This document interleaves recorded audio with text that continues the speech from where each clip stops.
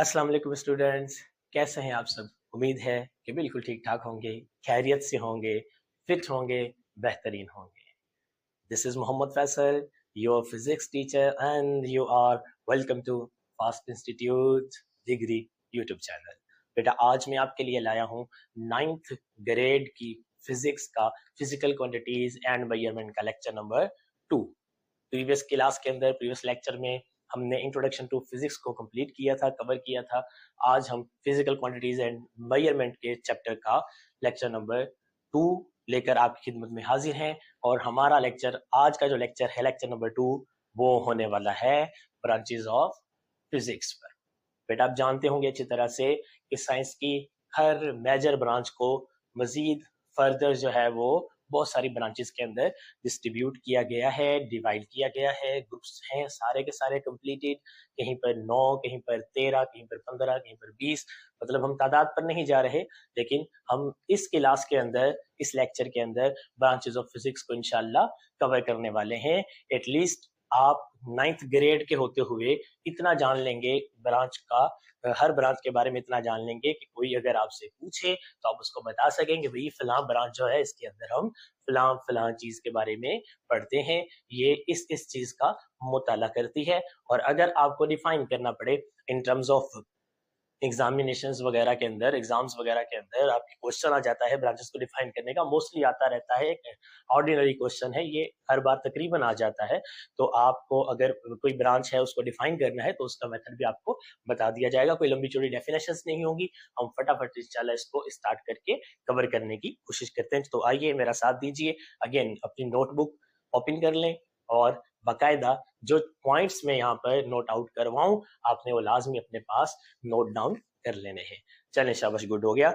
Start करते हैं branches of physics में। तो बेटा सबसे पहले जो डिफरेंट ब्रांचेस हम ले लेते हैं, कोई 1 कोई सेकंड नंबर कोई फिक्स नहीं होता, कोई भी ब्रांच फर्स्ट पे लिख दें, सेकंड पे लिख दें, ऐसा कोई मसला नहीं है। लेकिन यहाँ पर हम जो पहले ब्रांच डिस्कस करने वाले हैं वो है बेटा मैकेनिक्स।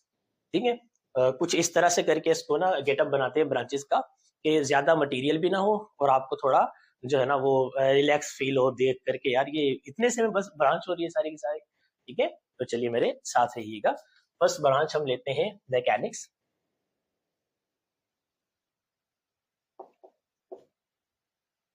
भाई फिजिक्स की ये ब्रांच क्या काम करती है, फिजिक्स की ये ब्रांच क्या काम करते हैं, मैं काम करते हैं कि बोर्ड को जो है ना वो 4 हिस्सों में ना ब्रेक कर लेते हैं ताकि हमारे लिए इजी हो जाए इसको कवर आउट करना।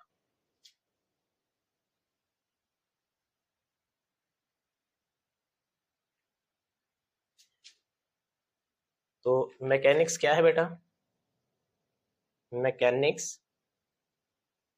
फिजिक्स की कौन सी ब्रांच है, ये हमें किसके बारे में बताने वाली है।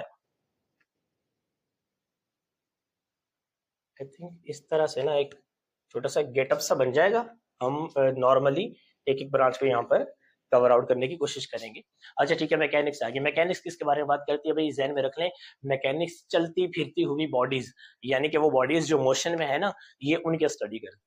मैकेनिक्स क्या करती है, चलती फिरती बॉडीज जो मोशन में हो, बॉडीज जो मूव करती हो, कार का रोड पर चलना, ठीक है ना, ऑब्जेक्ट्स का मूव आउट करना, मोशन करना, कोई ऑब्जेक्ट ऊपर गया उसका नीचे आना, ऊपर की तरफ जाना वगैरह वगैरह, ये सारी जो मोशन होती है उससे डील करती है मैकेनिक्स। तो हम इसके बारे में क्या लिखेंगे, अगेन ध्यान में रख लें, जब हम स्पेस में किसी चीज को फेंकते हैं तो वो दोबारा नीचे आती है, तो लॉज ऑफ ग्रेविटेशन के हिसाब से भी जो मोशन डेवलप हो रही होती है, बॉडीज को ऊपर जाना है, ऊपर से नीचे की तरफ आना, ठीक है ना, तो वो मोशन भी तकरीबन सारी की सारी डिस्कस होती है किसके अंदर, मैकेनिक्स के अंदर डिस्कस होती है।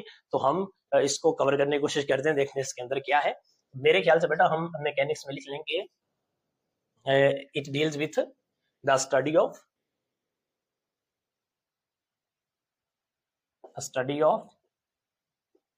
लॉज ऑफ मोशन और study of laws of gravitation. Mechanics deals with the study of motion, study of motion of objects. इसके अंदर आप सिंपली ये डिफाइन कर सकते हैं कि मैकेनिक्स वो ब्रांच है फिजिक्स की जो डील करती है study of laws of motion से, और डील करती है study of laws of gravitation. सारा वो डिस्कस करेगी, तो बॉडी किस तरह से मूव कर रही है, क्यों मूव कर रही है, कितनी फोर्स लग रही है, फोर्स नहीं है, डिस्प्लेसमेंट कितना है, वेलोसिटी कितनी है, एक्सेलरेशन कितनी है, कोई बॉडी कितनी स्पीड से चले तो कितनी देर के अंदर कितना फासला तय कर लेगी, वगैरह वगैरह। ये सारे सेट ऑफ इक्वेशंस हमें कौन देती है? हमें देती है बेटा मैकेनिक्स। फटाफट इसको नोट करें, जल्दी जल्दी नोट करें, शाबाश, फटाफट कर लें, जल्दी कर लें। हो गया? अच्छा, सेकेंडली आप ले लें, सेकेंडली हम लेते हैं इलेक्ट्रिसिटी को। इलेक्ट्रिसिटी, वो तो वर्ड देख के आपको समझ आ जाएगा कि इलेक्ट्रिसिटी क्या है, ठीक है। तो बेटा इलेक्ट्रिक करंट कैसे बनता है आप आगे जाके पढ़ेंगे, आपने अभी तक नहीं पढ़ा होगा। इलेक्ट्रिक करंट कैसे बनता है? जब भी चार्जेस मूव करते हैं ना, तो वो करंट बनाना शुरू कर देते हैं, ठीक है। तो अब अगर चार्ज कोई रेस्ट में है, चार्ज रेस्ट में है, फॉर एग्जांपल प्रोटॉन है, वो पॉजिटिव चार्ज पार्टिकल है, तो प्रोटॉन रेस्ट में है, यहाँ पर मौजूद है किसी जगह पर, तो उसके इर्द गिर्द फील्ड बनती है। तो अगर इलेक्ट्रॉन उसके पास आ गया तो क्या होगा? वो प्रोटॉन इलेक्ट्रॉन को अट्रैक्ट करना शुरू कर देगा। अगर प्रोटॉन के सामने प्रोटॉन आ गया तो प्रोटॉन प्रोटॉन को रिपल करना शुरू कर देगा, इलेक्ट्रॉन इलेक्ट्रॉन को रिपल करेगा। अगर लाइक चार्जेस हुए तो रिपल्सन होगी, अगर अनलाइक चार्जेस हुए तो वो अट्रैक्ट करेंगे एक दूसरे को। तो ये कहानी होती है इसकी। हर चार्ज के इर्द गिर्द एक इलाका होता है जिसके अंदर दूसरा चार्ज आ जाए तो वो फील्ड लगाएगा। अगर उस इलाके से दूर है, बाहर है कोई चार्ज, तो महसूस ही नहीं होगी फील्ड। तो मतलब रेस्ट के अंदर चार्जेस हो तो क्या बिहेवियर देते हैं, वो अपने लिए क्या कर रहे होते हैं, अपनी कौन कौन सी प्रॉपर्टी शो आउट कर रहे होते हैं, और अगर सराउंडिंग में कोई दूसरी चार्ज बॉडीज आ जाएं तो उनके साथ कैसा बिहेव करेंगे, ये भी हम इसके अंदर डिस्कस करेंगे। फिर अगेन ये इलेक्ट्रिसिटी है, तो चार्जेस इन मोशन वाले जितने भी फेनोमिनाज हैं वो सारे के सारे भी इसी के अंदर डिस्कस होंगे, क्योंकि चार्जेस जब मोशन के अंदर आ जाए तभी आती है क्या? इलेक्ट्रिसिटी। हाँ सर, हमारे पास तो आती ही नहीं है, 2 घंटे है, 3 घंटे नहीं है। बहरहाल इलेक्ट्रिसिटी क्या स्टडी करेगी? चार्जेस इन रेस्ट और charges in motion. Charges is rest and charges R motion. हम इसको सिंपल कर लेते हैं, study of charges in rest. इसी तरह से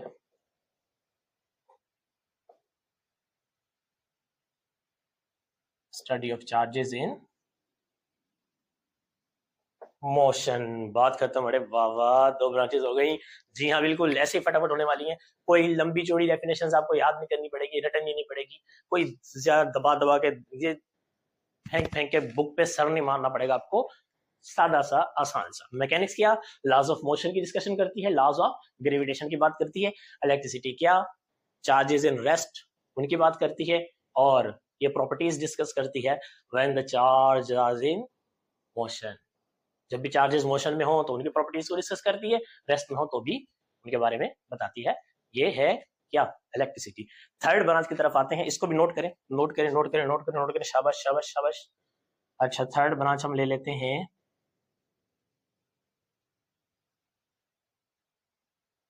मैग्नेटिज्म। मैग्नेटिज्म, मैग्नेट, मैग्नेटिज्म मतलब मैग्नेट से निकला हुआ ना, मैग्नेटिज्म, मैग्नेट की प्रॉपर्टीज वगैरह हो गई। तो ये वर्ड से ही सेंस बन रहा है थोड़ा सा, तो उसको भी जल्दी से चेकआउट करते हैं।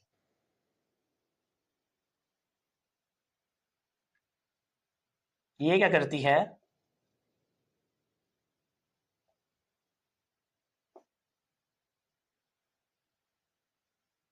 Study the properties of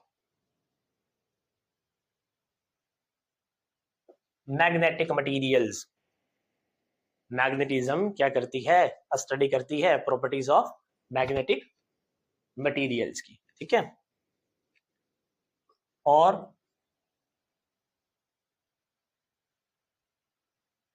and there, simple you कर लेंगे, and their behaviour with the other magnetic substances and their behavior with the other magnetic substance. Magnetic properties discuss करेगी, और वो जो मटेरियल जिसकी भी बात हो रही है उसके मैग्नेटिक प्रॉपर्टीज अपनी इटसेल्फ वो क्या क्या कर रहा है वो डिस्कस कर दी। और जब उसके ऑल अराउंड दूसरे कोई मैग्नेटिक मटेरियल्स आ जाए तो ये उन मैग्नेटिक मटेरियल्स के साथ किस तरह का बर्ताव करता है, किस तरह का इंटरेक्शन बनाता है, क्या रिलेशन बनाता है, वगैरह वगैरह वगैरह सब कुछ किसके अंदर डिस्कस होने वाला है, मैग्नेटिज्म के अंदर। बच्चों आई होप के फटाफट समझ आ रहा होगा, क्लियर भी हो रहा होगा, आप लिखते भी जाएं, स्पीड पकड़ लें, जल्दी कर लें। अच्छा, fourth one branch, fourth one हम ले लेते हैं थर्मोडायनामिक्स को।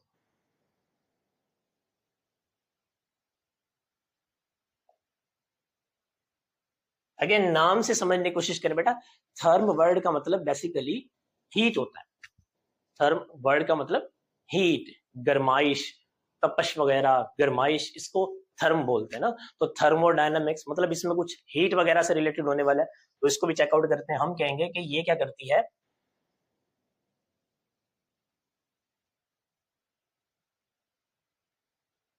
अ स्टडी ऑफ हीट एंड, जहां हीट है तो भाई वहां पर आपको, जहां हीट है वहां पर आपको टेम्परेचर का तो लाजमी अता पता लेना होगा। अ study of heat and temperature.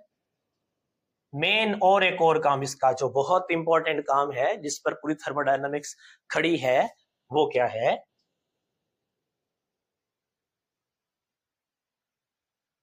their relation to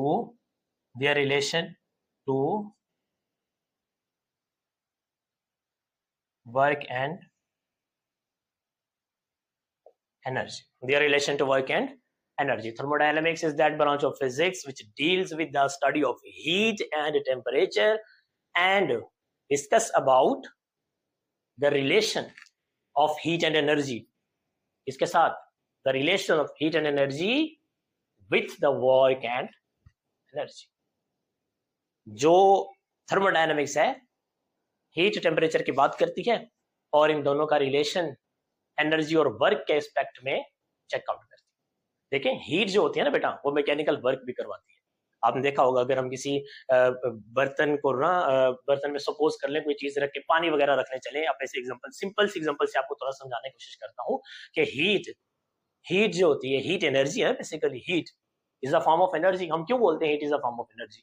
इसका मतलब हीट एनर्जी के तौर पर बिहेव करती है, वर्क करवा सकती है। जहां एनर्जी और वर्क भी होगा, हमने पिछले इंट्रोडक्शन टू फिजिक्स में इस चीज को पढ़ा था कि मैटर विदाउट एनर्जी कोई वर्क नहीं कर सकता, वगैरह वगैरह सब कुछ था। तो फॉर एग्जांपल आपने एक बर्तन लिया, कोई बर्तन लेके उसके अंदर पानी भरा, पानी भर के उसको चूल्हे पे रख दिया हीटअप होने के लिए, वो गर्म होता गया। उसके ऊपर कैप भी दिया आपने, कैप कोई फिक्स लाइक ऐसी कोई चीज नहीं, आपने सिंपल उसके ऊपर कैप रख दिया, ठीक है, जिससे उसकी भाप ज्यादा बाहर ना निकले। लेकिन ये है कि आप उसको आके मूव करवाएं या कोई फोर्स लगी तो कैप उठ जाएगा वहां से ना। तो वो गर्म होता गया, बहुत ज्यादा गर्म होने के बाद जब पानी से भाप बहुत ज्यादा अमाउंट में बनना शुरू हो जाएगी, बहुत ज्यादा बॉयल होना शुरू हो जाएगा, तो आप देखेंगे कि वो जो उसका कैप होगा ना बेटा वो हिलने जुलने लग जाएगा, वो यूं मूव करने लग जाएगा, थलथली सी बच जाएगी, ऐसे हिलेगा, मूव आउट करेगा। तो हल्का हल्का सा उसका मूव करना वो क्या है, मैकेनिकल वर्क है ना, किस चीज का हिलना जुलना, उसको मैकेनिकल वर्क बोलते हैं। अब वो कैप उसके ऊपर था, बर्तन के ऊपर, पानी बड़ा होता, पानी गर्म होता गया, पहले बिल्कुल सुकून में था ये कैप, लेकिन जब बहुत ज्यादा पानी गर्म हो गया, पानी बॉइलिंग पॉइंट को रीच कर गया और फिर स्टीम वगैरह बहुत ज्यादा बन रही थी, डेवलप हो रही थी, तो अंदर से दबाव प्रेशर बहुत ज्यादा था, तो कैप मूव करने लग जाएगा। बहुत सारे इसके साइंटिफिक एस्पेक्ट होंगे, बहरहाल हम सिर्फ बात इस चीज को समझने की कर रहे हैं कि heat can do some mechanical work. तो हीट एनर्जी और टेम्परेचर का वर्क और जो है वो एनर्जी के एस्पेक्ट में क्या रिलेशन है, थर्मोडायनेमिक्स उस पर भी बात करती है। आपने हीट इंजन वगैरह का सुना होगा, आपने सुना होगा कि आपको बताया होगा किसी आपके बुजुर्गों ने कि बेटा पहले टाइम पर जो ट्रेन्स वगैरह होती थी, जो इंजन होते थे वो भाप पे चलते थे, कोयले पे चलते थे, कोयला जलाना पड़ता था उनके लिए, तो वो सारा वो क्या था, वो हीट इंजन थे, ठीक है ना। तो वो हीट इंजन जिस फेनोमिना से काम कर रहे थे, वर्क से काम कर रहे थे, वो साइंस, वो जो भी हिसाब किताब था उसका, सारे फेनोमिनाज प्रोसेसेस वो किसके अंदर डिस्कस होते थे, वो थर्मोडायनेमिक्स से डिस्कस होते थे। तो हीट इंजन थर्मोडायनेमिक्स में से ही है, ठीक है। हीट का एक फॉर्म से दूसरी फॉर्म में कन्वर्ट हो जाना, अगेन इसके अंदर आ जाएगा। हीट एनर्जी का एक जगह से दूसरी जगह ट्रांसफर हो जाना, अगेन इसके अंदर आ जाएगा। हमारे डिफरेंट जो है ना वो रेफ्रिजरेटर वगैरह ले लें, आप एयर कंडीशनर्स ले लें, सारे के सारे। तो ये जो बॉडीज हैं ये किस तरह से जो है ना वो हीट एनर्जी को लेती हैं, लेकर उनको कूल डाउन करती हैं और वर्कआउट करवाती हैं, सब कुछ जो है वो किसके अंदर डिस्कस होता है, थर्मोडायनेमिक्स के अंदर। तो आई होप सो आपको समझ आ गया होगा। आप ये जल्दी से 4 ब्रांचेस नोट डाउन कर लें, फटाफट कर लें, फिर चलते हैं आगे। शाबाश।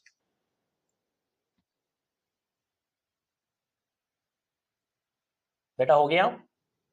चलिए, अगर कहीं गड़बड़ लगती है आप पॉज कर लिया करें ना वीडियो को। जब मैं बोर्ड आपके लिए खाली छोड़ रहा हूँ तो यही है कि आपको दिक्कत ना हो, आप उस टाइम पे वीडियो को पॉज करें और बड़े मजे से, जबरदस्त तरीके से, आसानी से, सुकून से, इत्मीनान से आप इसको नोट कर लें। शाबाश, अच्छे बच्चे बने। ये 4 ब्रांचेस हो गई फिजिक्स की। अब हम आगे चलते हैं, उन ब्रांचेस को भी कवर करने की कोशिश करते हैं। बेटा देख लें, लंबी चौड़ी कोई डेफिनेशन नहीं है, आपको मेन काम बताए जा रहे हैं ब्रांचेस के। अगर मल्टीपल चॉइस क्वेश्चन में भी आपके पास कोई आ जाए कि फलां जो वर्क है वो किस ब्रांच में डिस्कस किया जाता है वगैरह वगैरह, तो आप उसको आराम से कवर कर सकेंगे, कोई मसला, कोई परेशानी होना ही नहीं चाहिए। ठीक है बेटा, चलिए आगे। चले आगे हम चलते हैं, और ब्रांच है solid state physics.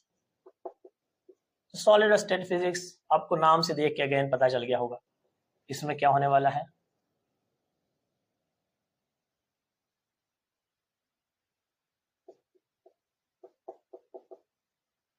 Properties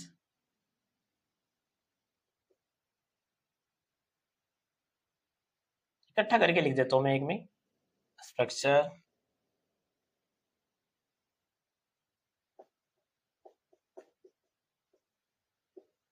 composition of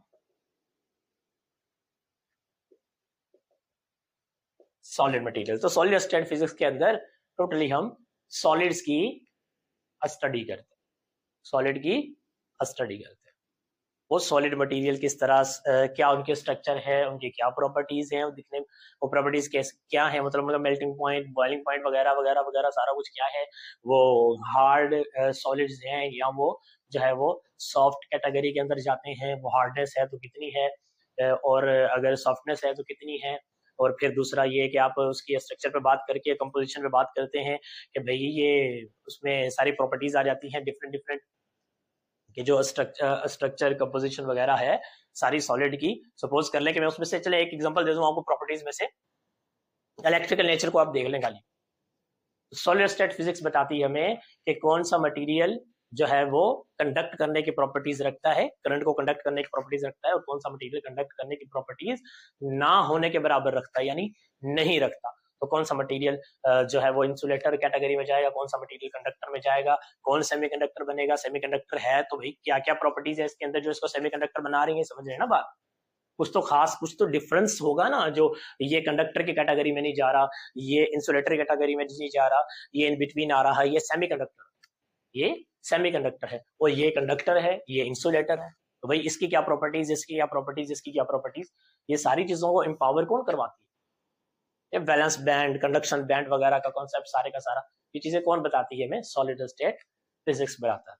कौन सा मटेरियल है, उसकी शेप किस तरह की होगी, वो क्रिस्टलाइन होगा या मार्फस होगा, वो क्रिस्टल होगा तो किस तरह की उसकी जो है ना वो शेप कौन से एंगल पर जाएगी, किस तरह की होगी, क्या है क्या नहीं, ये सब कुछ हम किसके अंदर डिस्कस करते हैं, सॉलिड स्टेट फिजिक्स के अंदर। तो कीप इन माइंड कि सॉलिड स्टेट फिजिक्स के अंदर और कुछ नहीं, सॉलिड मटेरियल्स की डिटेल्ड स्टडी हमें मिलेगी, उनकी प्रॉपर्टीज भी, उनकी कंपोजिशन भी, और उनकी स्ट्रक्चर वगैरह पर भी बात होगी। प्रॉपर्टीज में मैंने आपको एक एग्जांपल दी, जैसे इलेक्ट्रिकल प्रॉपर्टीज वगैरह आप उसकी ले लें, ठीक है ना। तो ये सारी प्रॉपर्टीज उसकी इसके अंदर आ जाएगी, और डिफरेंट प्रॉपर्टीज, ये किस तरह से बिहेव करता है सराउंडिंग ऑब्जेक्ट के साथ, मेल्टिंग बॉइलिंग पॉइंट वगैरह क्या है, टेम्परेचर और हीट के साथ किस तरह से रिलेशन बनाता है, ठीक है, कितनी हीट चाहिए इसको अपना टेम्परेचर बढ़ाने के लिए, कम करने के लिए, तो वो मेल्टिंग बॉइलिंग पॉइंट वगैरह सारा उस पर डिपेंड करेगा ना। वो सारी चीजें इसके अंदर हम डिस्कस करते हैं, ठीक है। चलें, गुड हो गया, सॉलिड स्टेट फिजिक्स। ठीक, अब आ जाए आप एटॉमिक फिजिक्स।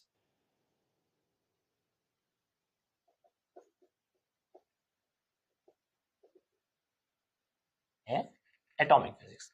अब एटॉमिक फिजिक्स एटम, यानी इसके अंदर सारी स्टडी एटम की होने वाली है। सिंपल, हम कहेंगे कि इधर क्या है, अ स्टडी ऑफ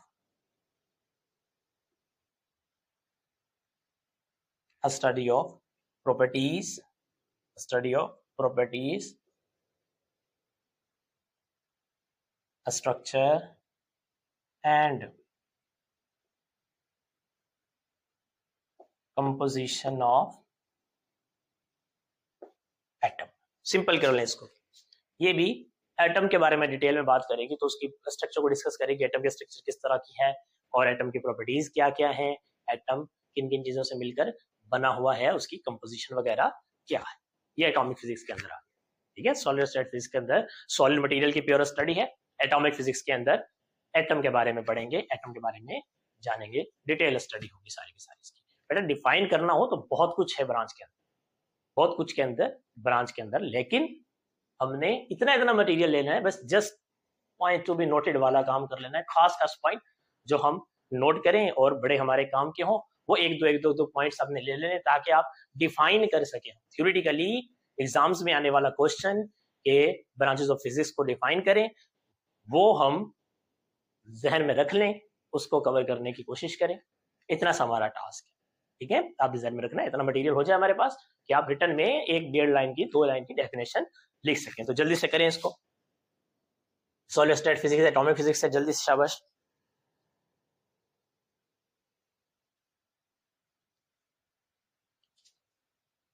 हो गया?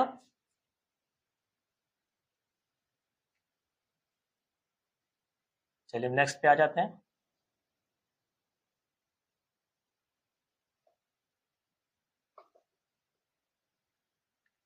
प्लाज्मा फिजिक्स, ये क्या है भाई?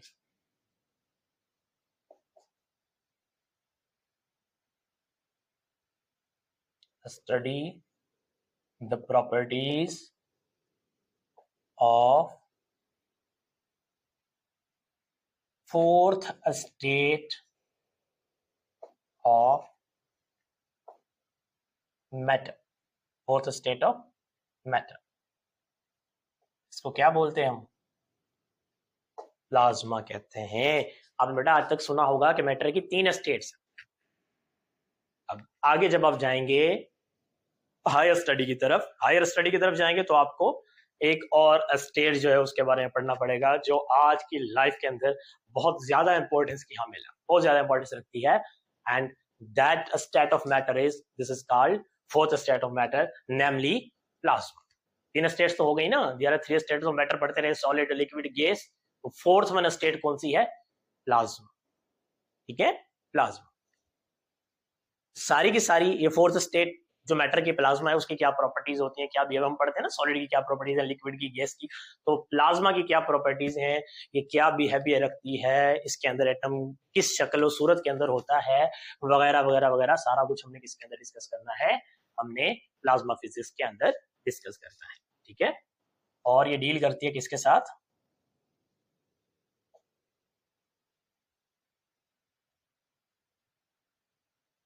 हाईली आयोनाइज्ड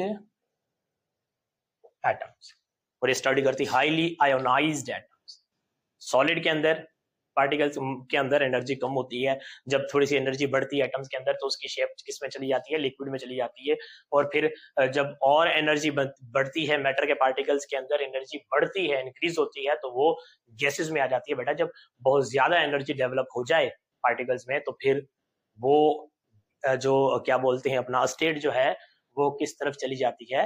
वो आ जाती है प्लाज्मा में।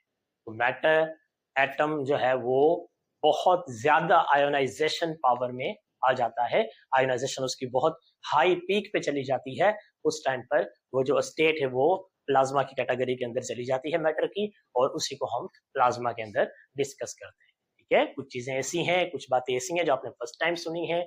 आपके लिए 9th के अंदर फिजिक्स 8 तक आपके लिए फिजिक्स अननोन सब्जेक्ट रहा, अब आप 9th में आए हैं, 9th में इंटर हो रहे हैं, तो फिर आपके लिए फिजिक्स न्यू है। तो अभी कुछ पढ़ा ही नहीं आपने, तो बहुत सारी चीजें ब्रांचेस में ऐसी आएंगी जो आपको थोड़ा सा परेशान जरूर करेंगी, बट इसीलिए मैं आपको बहुत थोड़ा थोड़ा करके नोट डाउन करवा रहा हूँ। कोई जो है ना वो टेंशन लेने की जरूरत नहीं है, थोड़ा थोड़ा आपको पता हो लाजमी कि फलां ब्रांच ये काम करेगी, फलां ब्रांच ये काम करेगी। बाकी डिटेल में बेटा जैसे जैसे हम आगे जाएंगे, जब हम मैकेनिक्स के चैप्टर्स के अंदर जाएंगे, मैकेनिक्स पढ़ेंगे, उसके अंदर फिर काइनेमैटिक्स और डायनामिक्स तक जाएंगे। मैंने बात नहीं की ना यहाँ काइनेमैटिक और डायनामिक्स की, तो मैं इंट्रो में बात भी नहीं कर सकता इतनी ज्यादा, सारी ब्रांचेस कवर भी करनी है हमने और थोड़ा थोड़ा मटेरियल देखना है बस। तो उसके अंदर वहां पर इंशाल्लाह डिटेल में बातें होती रहेगी। जब थर्मोडायनेमिक्स पढ़ेंगे तो उस पर बात हो जाएगी। जब मैग्नेटिज्म होगा तो आप खुल के समझ जाएंगे मैग्नेटिज्म क्या है भाई, इसके अंदर क्या क्या करेंगे, क्या क्या पढ़ेंगे, कौन सी बला है, इलेक्ट्रिसिटी क्या है। जब उस चैप्टर आएंगे तो डिटेल में उन पर बात होगी। तो आपके पास बताने के लिए बहुत कुछ होगा, लेकिन आज के लिए स्टार्टिंग के लिए आप फकत इतना इतना मटेरियल रखें जो आपको दिया जा रहा है, ठीक है। तो आप जल्दी से इनको नोट कर लें, शाबाश। 4 का ग्रुप पहले हो गया था, solid state physics, atomic physics और प्लाज्मा फिजिक्स, ठीक है, शाबाश। ये 3 का ग्रुप हो गया। अगेन अगेन चौथी ब्रांच ले लेते हैं। सॉलिड स्टेट फिजिक्स हो गई है, एटॉमिक फिजिक्स हो गई है। अच्छा, इसमें ना ले लेते हैं साउंड ले लेते हैं भाई। साउंड भी ब्रांच है फिजिक्स की, और इसका क्या काम होता है, study the properties of sound, ठीक है, और production of sound waves. Sound है तो साउंड से समझ जाए आपके बात साउंड की होने वाली है, तो साउंड की क्या क्या प्रॉपर्टीज होती हैं वो सारी की सारी इसके अंदर डिस्कस होंगी। जो कैरेक्टरिस्टिक्स होती हैं साउंड की, वो पिच क्वालिटी, टिम्बर वगैरह, वो मैं अगेन दोबारा आपको, अभी तक आपने इन चीजों को पढ़ा ही नहीं, तो इसलिए बेटा मैं उन पर ज्यादा बात कर नहीं रहा। जब हम साउंड को पढ़ेंगे डिटेल में, तो मैंने अगेन कहा कि जब साउंड का चैप्टर पढ़ लेंगे तो इनशाला आपके पास बताने के लिए बहुत कुछ होगा साउंड के बारे में। जब आपसे कोई आके पूछेगा कि भाई साउंड फिजिक्स की क्या ब्रांच है, इसके अंदर हम क्या पढ़ते हैं, तो आपके पास बहुत कुछ होगा, टेंशन नहीं ले। फिलहाल इतना ही समझ लें, इतने ध्यान में रख लें कि भाई साउंड के अंदर प्रॉपर्टीज ऑफ साउंड डिस्कस होनी है। और ये जो साउंड है ये लहरों की सूरत में मूव करती है ना, वेव्स की सूरत में जनरेट होती है, वेव्स की सूरत में मूव करती है। तो ये जो साउंड की वेव्स हैं बेसिकली ये प्रोड्यूस कैसे होती है, इनकी प्रोडक्शन कैसे है, ये किस तरह से बनती हैं, कैसे प्रोड्यूस होती हैं, इन पर भी बात होगी साउंड के अंदर। तो बेटा हमने 8 ब्रांचेस जो है वो फिजिक्स की कवर कर ली हैं। आई होप कि बड़े जबरदस्त तरीके से समझ भी आ रहा होगा, क्योंकि बहुत ज्यादा डिटेल में हम गए ही नहीं, हमने लिमिटेड एक एक दो दो मेन मेन पॉइंट्स चेकआउट किए। अब जब आप डिफाइन करने जाओगे तो इजीली आप इनको डिफाइन कर लेंगे। हाँ, आखिर में लास्ट में मैं आपको एक जनरल फार्मूला डेवलप करके दूंगा फिजिक्स की ब्रांच को डिफाइन करने का। वो एक ही फार्मूला अपने जहन में रखना है, और वहां पर हर ब्रांच जो भी डिफाइन करनी है उसकी नोयत से हमने उस फार्मूले को एडजस्ट करते जाना है। और आई होप कि आप बड़े जबरदस्त तरीके से उसको कवर कर लेंगे। तो 8 ब्रांचेस हो गई, 8 ब्रांचेस हो गई। हम इसको चलते हैं आगे भी लेकर, कोशिश करते हैं 11-12 तक करने की। आप इसको जल्दी जल्दी लिखें फटाफट, शाबाश। नोट जरूर करना है, नोट करते हैं अपने पास। फिर लास्ट में आपको एक फॉर्मूला देंगे जिसमें आपके पास मटेरियल आ जाएगा सारे का सारा, और आप फटाफट किसी भी ब्रांच के जो पॉइंट हैं उनको उठा के उस फॉर्मूले में फिक्स करेंगे, और बाकायदा उस ब्रांच की डेफिनेशन तैयार हो जाएगी आप लोगों के सामने। कोई मुश्किल चीज नहीं, ठीक है। जल्दी से नोट करें इसको, शाबाश शाबाश शाबाश। बेटा हो गया, नोट कर लिया। अगेन मैंने आपको कहा था कि पास कर लिया करो, पास करके नोट कर लिया करो। कितना वेट करोगे कि ये वो सामने आ गए सर, इधर हो गए उधर हो गए। पास कर लिया करें, पास करके आराम से उसको नोट किया करें। तो हाँ ठीक है, आई होप हो गया होगा, नहीं हुआ तो वीडियो को पास करें, और जितनी देर चाहिए आप लें। आपका अपना टाइम है, कोई मसला कोई परेशानी नहीं है। मोबाइल भी हमारा, नेट का पैकेज भी हमारा।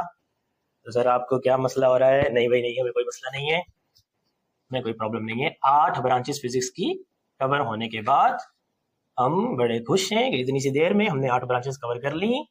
स्कूल वाली मैडम जब पढ़ाती हैं तो ये लंबी लंबी डेफिनेशंस होती हैं, सर याद कर करके थक जाते हैं। यहाँ कुछ भी आपको एक्स्ट्रा याद करने की जरूरत नहीं है। हर ब्रांच से रिलेटेड मेन मेजर 1 या 2 अच्छे वाले पॉइंट आपको बताऊं, आप आराम से फिजिक्स की ब्रांच को डिफाइन कर लेंगे, ठीक है। सही है, चले आगे चलते हैं। हम बात करते हैं न्यूक्लियर फिजिक्स की, ठीक है। तो न्यूक्लियर, अगेन न्यूक्लियस, एटम का न्यूक्लियस होता है ना, न्यूक्लियर फिजिक्स वो समझ तो आ गई होगी थोड़ी सी नाम सुन के, कभी इसमें क्या बात होने वाली है जी, न्यूक्लियस के बारे में बात होने वाली है। तो क्या क्या करेंगे हम,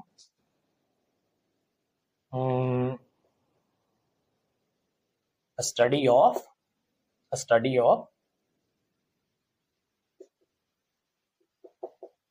properties, study of properties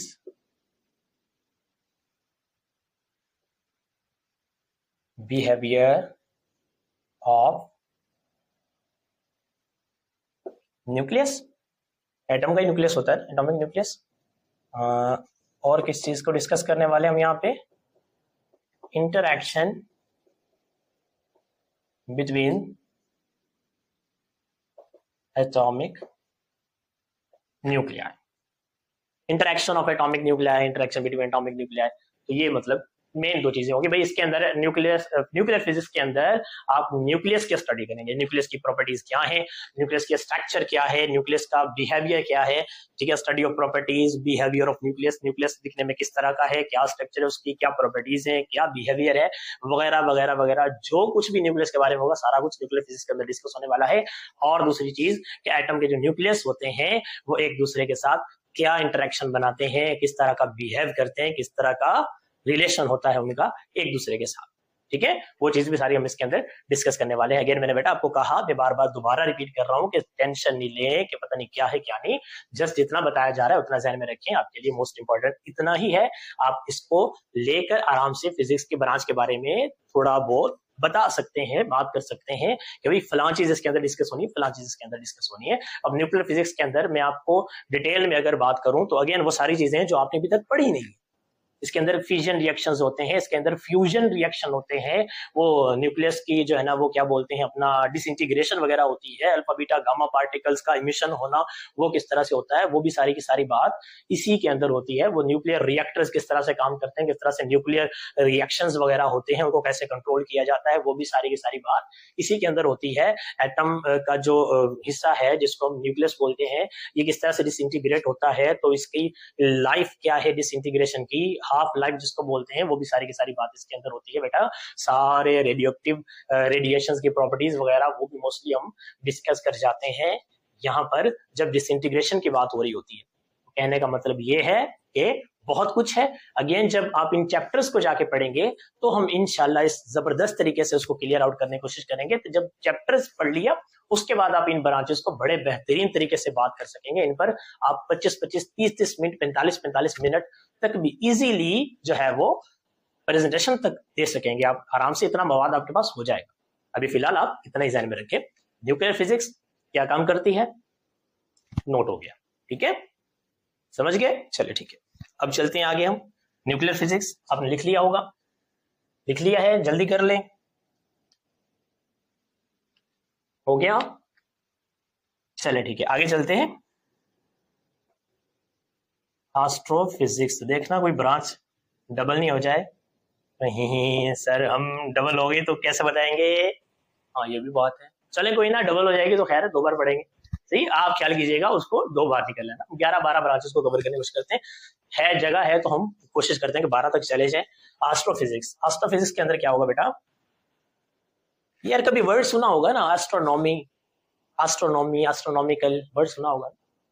basically बेटा बड़ी बड़ी जो बॉडीज होती है ना कायनात के अंदर, ये सारी की सारी ब्रांच उन्हीं बॉडीज को डील करती है, उनके बारे में बताती है हमें, ठीक है, उनके बारे में बताती है। जैसे हमारे जो सोलर जो पैनल है, सारे का सारा सोलर पैनल बोल दिया, सोलर सिस्टम जो है, पैनल नहीं सिस्टम, सोलर सिस्टम है, उसके अंदर डिफरेंट प्लैनेट्स हैं, किस तरह से कौन सा प्लैनेट सूरज से कितनी दूर है, कौन सा प्लैनेट साइज में कितना है, किसका डायमीटर कितना है, किसका मास कितना है, वगैरह वगैरह वगैरह, सारी बॉडीज की बात कौन करेगी, एस्ट्रोफिजिक्स। तो एस्ट्रोनॉमिकल बॉडीज बोलते हैं, हेवनली बॉडीज भी कहते हैं, बड़े मास रखने वाली बॉडीज। भाई जमीन का मास कितना है, जमीन का मास कितना, जमीन का रेडियस कितना है, सेंट्रल पॉइंट से बाउंड्री तक का फासला कितना है। अच्छा, चांद अगर जमीन के गिर्द घूम रहा है तो दोनों के दरमियान रेडियस कितना है। फिर वो चांद की स्ट्रक्चर किस तरह की है, किस चीज का बना हुआ है, जो चांद का मैटर है, उस पर कौन कौन सी चीजें ज्यादा पाई जाती हैं, कौन से एलिमेंट ज्यादा हैं, ठीक है ना। ये सूरज है, इतनी ज्यादा हीट कहाँ से ले रहा है, सूरज के अंदर क्या हो रहा है, सूरज की जो बॉडी है वो किन किन एलिमेंट्स की बनी हुई है, वगैरह वगैरह वगैरह। मतलब बड़ी बॉडीज, जो बहुत बड़ी बॉडीज होती हैं, वो बड़ी बॉडीज कौन सी आपके सामने, वो सन हो सकता है, स्टार्स वगैरह सारे ले लें आप, वो हो सकते हैं, प्लैनेट्स हो सकते हैं, ठीक है ना, प्लैनेट्स हो सकते हैं, ये मून्स वगैरह आप ले लें, सारे के सारे ये हो सकते हैं, कमेंट्स हो सकते हैं, और वो अपना एस्ट्रॉइड्स हो सकते हैं, बहुत सारी चीजें, सारी की सारी चीजें जो बड़ी बड़ी बॉडीज, हैवी जो बॉडीज होती हैं, उनकी डिस्कशन एस्ट्रोफिजिक्स ही करके देगी। उन हैवीली बॉडीज को हम कैलेस्टियल, सेलेस्टियल बॉडीज भी बोलते हैं, एस्ट्रोनॉमिकल बॉडीज भी बोलते हैं, ठीक है। तो हम यूं बोलेंगे कि ये study of celestial bodies, celestial bodies मतलब astronomical bodies। चले मैं लिख देता हूं,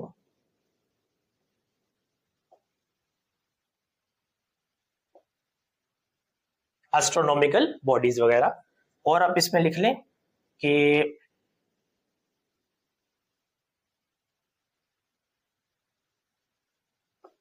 स्टडी ऑफ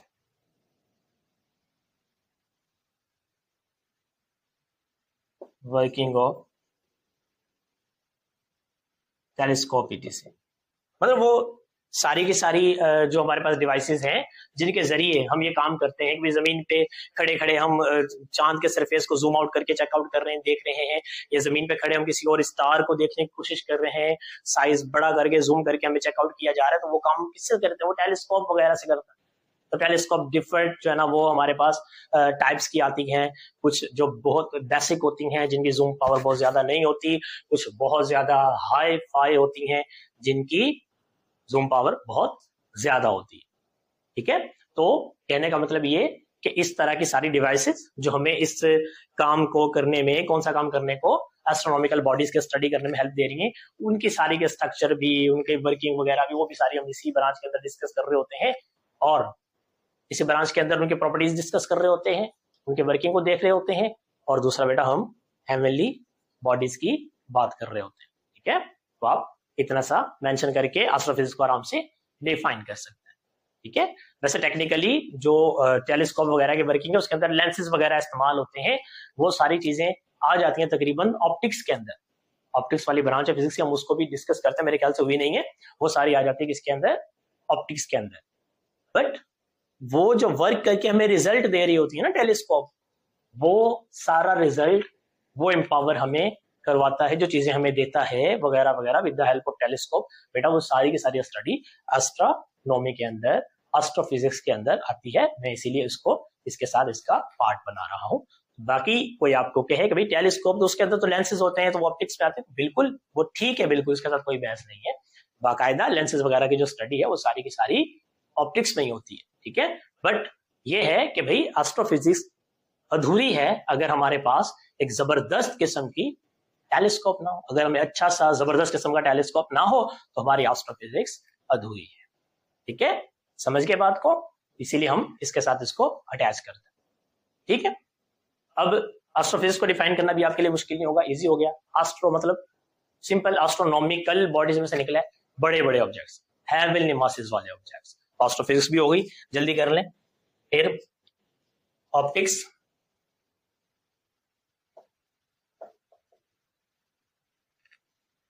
ऑप्टिक्स, अब ऑप्टिक्स क्या है, ऑप्टिक्स जो है वो क्या करेगी, फिजिक्स की एक ब्रांच है ऑप्टिक्स। फिर ऑप्टिक्स में अभी आपको बता गया कि लेंस मिरर वगैरह की बात सारी के सारी, तो आपको पता होगा कि लेंसेज मिरर वगैरह लाइट पर ही काम करते हैं। हमें कोई ऑब्जेक्ट कैसे नजर आता है, हमारी आई किस तरह से काम करती है, कैमरा किस तरह से काम आउट, किस तरह से कोई भी काम जो है ना वो करके हमें परफॉर्म करके दे रहा है, किस तरह से हमारी आंखें जो है वो किसी ऑब्जेक्ट को देखती हैं, क्या होता है, लाइट किस तरह से बिहेव करती है हमारी आईज के साथ और सामने जो ऑब्जेक्ट है जिसको हम देख रहे हैं उसके साथ।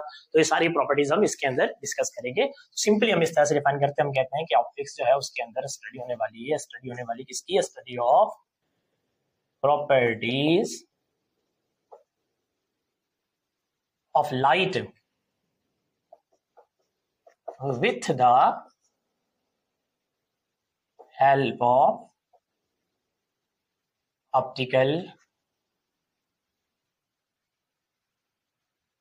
optical instruments। बस इतना सा जहन में है, ऑप्टिकल फिजिक्स आप आराम से डिफाइन कर लेंगे। भाई ऑप्टिक्स क्या है या ऑप्टिकल फिजिक्स क्या है?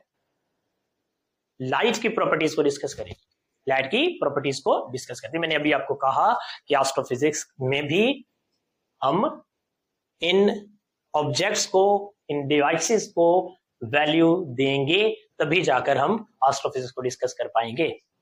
अगर मैं आपको कह दूं कि भाई माइक्रोबायोलॉजी आपने स्टडी करनी है, लेकिन मैं आपको माइक्रोस्कोप नहीं देने वाला, तो बताएं क्या खाक स्टडी करेंगे? नहीं हो पाएगी। ठीक है, तो छोटे मोटे चुन्ने मुन्ने पार्टिकल जो हमें आंखों से दिखते ही नहीं, नजर नहीं आते, ऐसे लिविंग ऑर्गेनिजम्स को देखने के लिए हम क्या इस्तेमाल करते हैं बेटा? हम इस्तेमाल करते हैं माइक्रोस्कोप।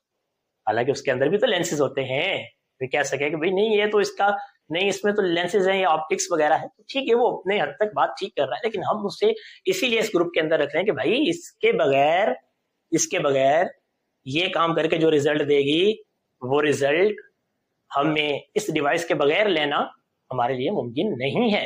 इस तरह से स्टडी करेंगे इस चीज की। ठीक है, वही मैं एस्ट्रो में आपको टेलीस्कोप का बता रहा था। ठीक है, बहरहाल खैर ऑप्टिक्स के अंदर बेटा लाइट की प्रॉपर्टीज डिस्कस होनी है with the help of optical instruments, with the help of optical instruments. Optical instruments में आप ले लें मिरर है ना, मिरर उसके अंदर हमारी किस तरह से जो है ना वो शेप बनती है, हमारा अक्स किस तरह से रिफ्लेक्शन देता है, वहां पर अक्स किस तरह से बनता है हमारा।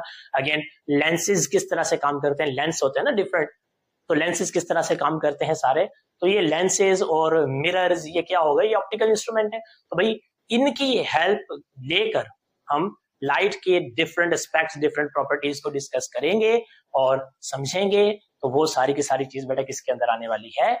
ऑप्टिक्स के अंदर। ठीक है, नोट करें, जल्दी करें। शाबाश, अभी एक रह गई, न्यूक्लियर एस्ट्रो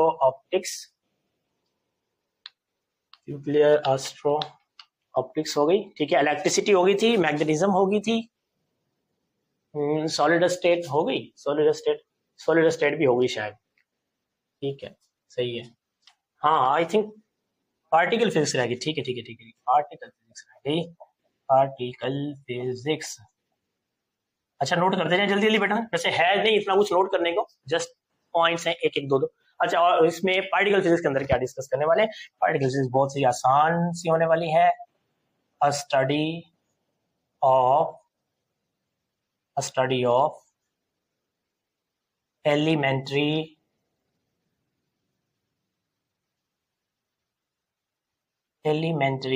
constituents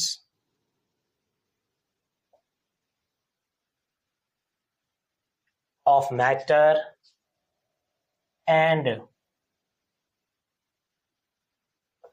radiation। ठीक है, और their interaction। बात खत्म। पार्टिकल फिजिक्स देखिए, आपने सुना होगा भाई मैटर जो है वो क्या है, एटम्स वगैरह से मिलकर बना होता है। ठीक है, फिर बेटा एटम्स को भी जब हम ब्रेक डाउन करते हैं ना, तो वो छोटे छोटे नन्हे मुन्ने पार्टिकल्स में चला जाता है। ठीक है, तो हम उनको बोले कि ये जो पार्टिकल्स हैं, इलेक्ट्रॉन, प्रोटॉन, न्यूट्रॉन, ठीक है, तो ये सारे के सारे पार्टिकल्स, हालांकि पार्टिकल्स डिटेल में आगे भी जाते हैं, क्वार्क्स वगैरह भी आ जाते हैं सारे के सारे, बट ठीक है हम यहाँ तक ही रहते हैं। इलेक्ट्रॉन, प्रोटॉन, न्यूट्रॉन्स वगैरह, कोई पूछे क्या है, हम कहेंगे ये एलिमेंट्री पार्टिकल्स हैं एटम्स के, ये एटम के फंडामेंटल पार्टिकल्स हैं, एटम के बेस पार्टिकल्स हैं, ये इन्हीं पर कंसिस्ट होता है कोई भी एटम। ये एलिमेंट्री पार्टिकल्स हैं एटम के, इलेक्ट्रॉन, प्रोटॉन, न्यूट्रॉन वगैरह, ये सारे के सारे एलिमेंट्री पार्टिकल हैं एटम्स के। ठीक है, इसी तरह से ये हम इसको कह देंगे कि एलिमेंट्री कॉन्स्टिट्यूएंट्स ऑफ मैटर। फिर रेडिएशंस वगैरह होती हैं, रेडिएशंस में डिफरेंट रेडिएशंस आ जाती हैं, इलेक्ट्रोमैग्नेटिक रेडिएशंस भी आ जाती हैं। आप इन रेडिएशंस के अंदर डिफरेंट ले लें, आप अल्फा बीटा गामा की बात कर लें, वो भी आ गई, डिफरेंट वेव्स वगैरह की रेडिएशंस आ गई। ठीक है, तो मैटर की जो एटम है, एटम के अंदर से रेडिएशंस निकलती हैं, न्यूक्लियस में से जो अल्फा बीटा गामा वगैरह इनकी कंडीशन होती है, सारी की सारी इनकी प्रॉपर्टीज होती हैं, वो भी हम किसके अंदर डिस्कस करते हैं बेटा?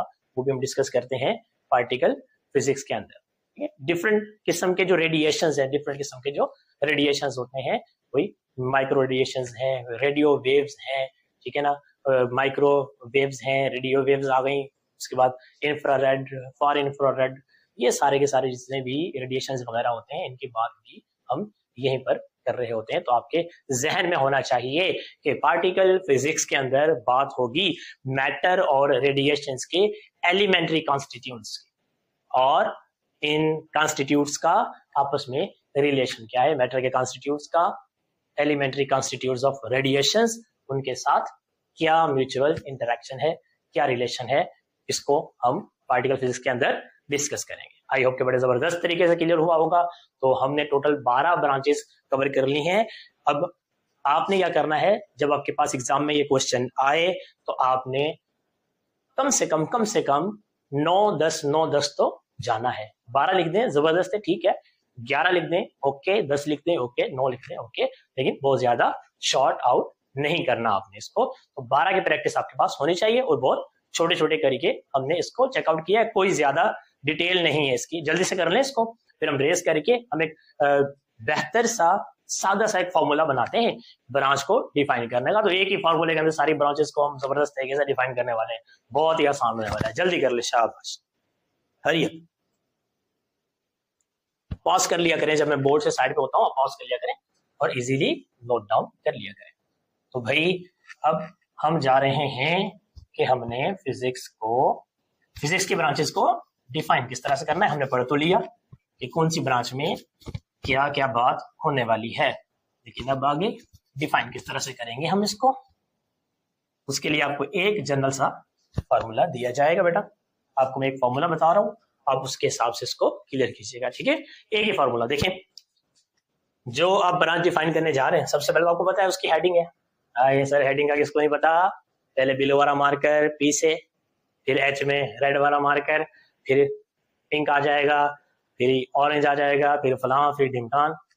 बेटे खाली हेडिंग देने से कुछ नहीं होता, दिमाग में बिठाओ, कुछ दिमाग में बिठाओ, पढ़ो भी। अच्छा ठीक है, क्या सबसे पहले ब्रांचेस की आपने हेडिंग दे दी, जो भी ब्रांच है उसकी हेडिंग दे दी। ये आ गई इसकी हेडिंग ब्रांच की, ठीक है, ब्रांच की हेडिंग आ गई।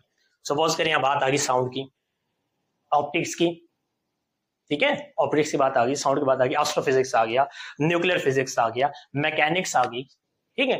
तो आपने वो हेडिंग दे दी यहां पर। उसके बाद नीचे कैसे डिफाइन करना है इसको,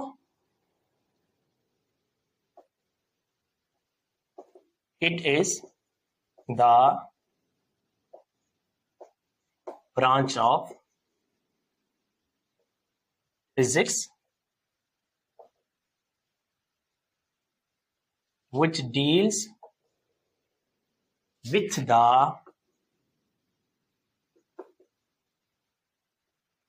study of dash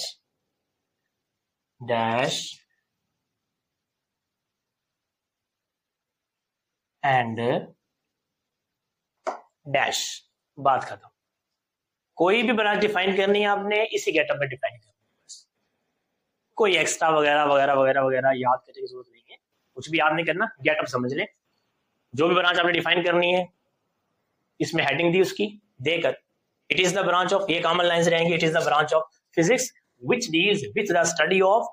आपके जहन में होना चाहिए कि सर ने जो नोट डाउन करवाया था उसमें फलां जो ब्रांच थी उसके बारे में क्या लिखवाया था, कौन से मेन 2 पॉइंट्स थे, कौन से 3 थे, कौन सा एक था, आपने उसको सेट आउट कर लेना है, ठीक है। इस तरह से आप फिजिक्स की किसी भी ब्रांच को इसी बॉडी के अंदर डिफाइन कर पाएंगे, कोई मसला, कोई परेशानी, कोई दिक्कत होने नहीं देंगे हम आपको, ठीक है बेटा, क्लियर हो गया। चलें ठीक है, यहां तक हम लेक्चर को एंड करते हैं। मैं आपको एक एग्जांपल करके दे देता हूं। सपोज करें हम बात कर लें मैकेनिक्स की, तो मैकेनिक्स में क्या आ जाएगा, आपने हेडिंग दे दी, फिर it is the branch of physics which deals with the study of. Study of आगे क्या था, याद रखें, लॉज ऑफ मोशन। हमने 2 पॉइंट से मेरे ख्याल से लिखे थे, तो फिर आप लॉज ऑफ मोशन के बाद कॉमा नहीं, यहाँ पे क्या लगाएंगे, इतना तो बेटा आपको पता है ना। एंड कर दें इसको, इस चीज को यहाँ पे खत्म कर दें, laws of motion and laws of